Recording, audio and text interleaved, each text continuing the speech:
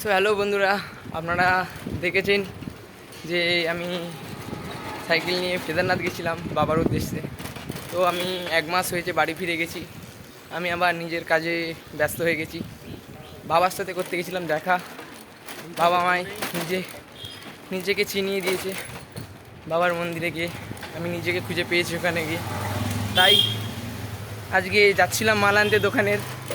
দুটো বয়স্ক মানুষকে দেখলাম যে খুবই অসহায়, কষ্ট করে রাস্তা দিয়ে যাচ্ছে ভিক্ষা করতে করতেছিনি।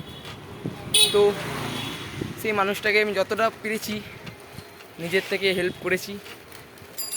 কেননা আমি হেল্প করার কারণ কিছুই না, আমাকে মানুষে কিছু গেছি বলে কেউ টাকা পয়সা দিচ্ছে, তাই আমি যতটা পারছি সেই পয়সাগুলোকে এই গরিব মানুষদেরকে কিছু কিছু করে দিয়ে দিচ্ছি।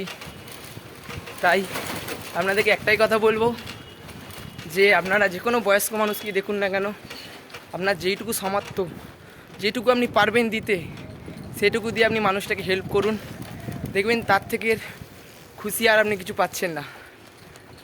আর এটাই বলবো, যখনই দেবেন কিছু দিয়ে যাই দিন না কেন, কিন্তু সেটাকে ভিডিও করবেন না। ভিডিও করাটা খুব খারাপ আমার মনে হয়।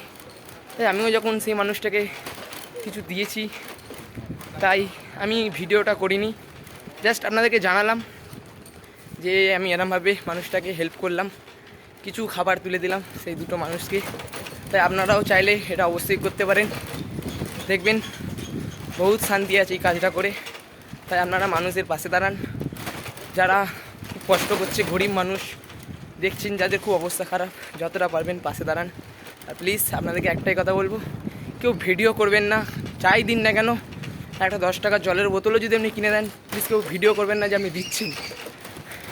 আপনি যে দিচ্ছেন সেটা উপর থেকে ভগবান সব দেখতে পাচ্ছে, আপনি মানুষকে হেল্প করছেন।